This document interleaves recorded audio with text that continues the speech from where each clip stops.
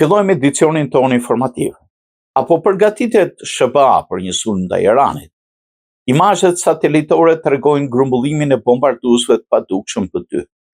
Imazhet e reja satelitore konfirmojnë praninë e bombarduesve Stealth B-2 Spirit të forcave ajrore amerikane në ishullin e Diego Garcias në Oqeanin Indian.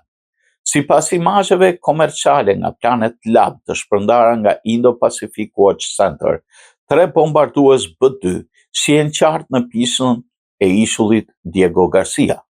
Po ashtu imazhet tregojnë të paktën 7 aeroplan KC-135 Straton Tanker për furnizim me karburant në ajër. Grumbullimi i një grupi kaq të rëndësishëm aeroplanë strategjik në këtë bazë sugjeron mundësinë e një fushate më të gjerë ajrore në rajon.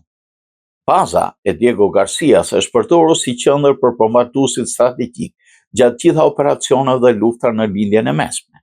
Gjithashtu, sipas informacioneve të disponueshme, në këtë bazë mund të jenë të stacionuar dhe 4 bombardues të tjerë në strehimore të mbrojtura.